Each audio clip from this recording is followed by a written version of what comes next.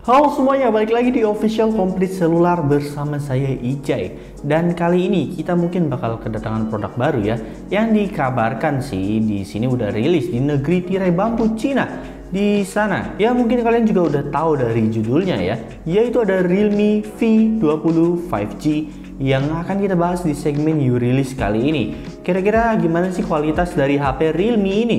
Tapi seperti biasa ya, sebelum kita lanjut ke videonya, jangan lupa buat like, share, komen, dan juga subscribe channel ini biar kamu gak ketinggalan seputar info dari kami. Terkini barangnya komplit selular saja.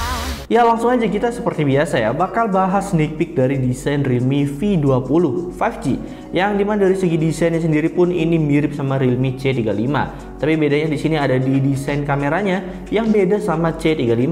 Dari segi body pun ini kelihatan dikasih lapisan kaca ya mirip lah sama C35. Kalian bisa bayangin lah, bisa bayanginnya kayak gitu sih.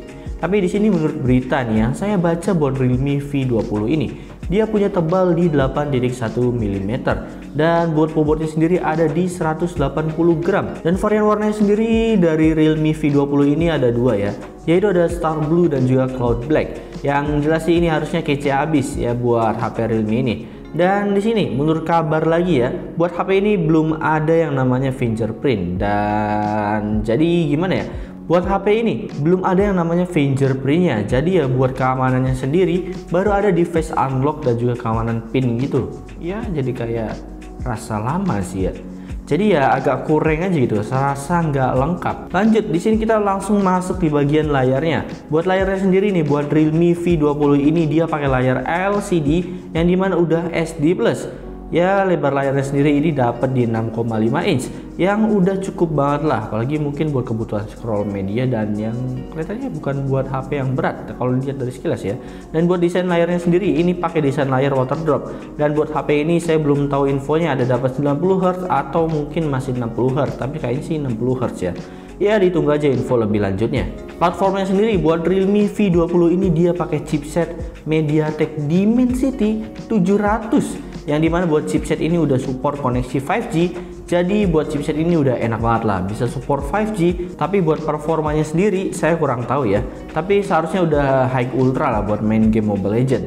Yang jelas sejauh ini kelihatannya HP ini ada di kelas entry level kalau lihat dari spesifikasi yang tadi saya lihat. Cuma lanjut, kita di sini bakal masuk di bagian kamera yang mungkin kalian juga udah kelihatan dari trailernya juga. Lanjut di sini kita masuk di bagian kameranya yang mungkin kalian juga udah tahu ya dari trailer atau dari videonya sendiri. Yang dimana buat kamera HP Realme V20 ini dia pakai dual kamera, dengan kamera utamanya sendiri dia dapat di 13 megapiksel dan 0,3 megapiksel.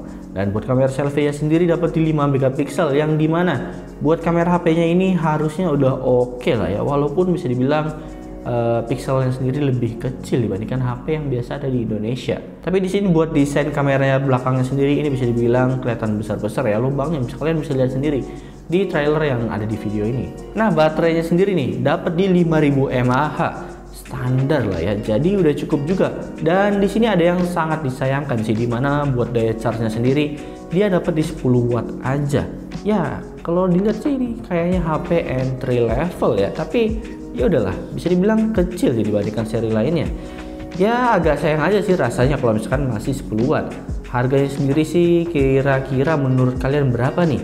Coba deh tebak dulu, coba deh komen-komen dulu deh berapa, dan langsung saya spill di sini. Nah di sini buat harganya sendiri kalau di China ya dapat di harga 999 yuan, atau yang kalau misalnya kita konversikan ke rupiah itu dia dapat di 2,1 jutaan, yang bisa dibilang lumayan mahal dikit. Tapi balik lagi ini udah 5G yang bisa dibilang ini lebih murah ya. Gimana menurut kalian, tertarik gak sih sama HP ini? Coba deh komen di bawah ya. Semoga kalau misalkan ini ya masuk Indonesia, spesifikasinya sendiri bisa lebih ditingkatin dikit ya, karena agak sayang aja gitu rasanya. Tapi ya ditunggu aja kira-kira HP ini bakal masuk di Indonesia atau enggak, ya ditunggu aja. So mungkin segitu aja dari segmen New Release kali ini. Terima kasih dan bye bye, sampai ketemu di video selanjutnya.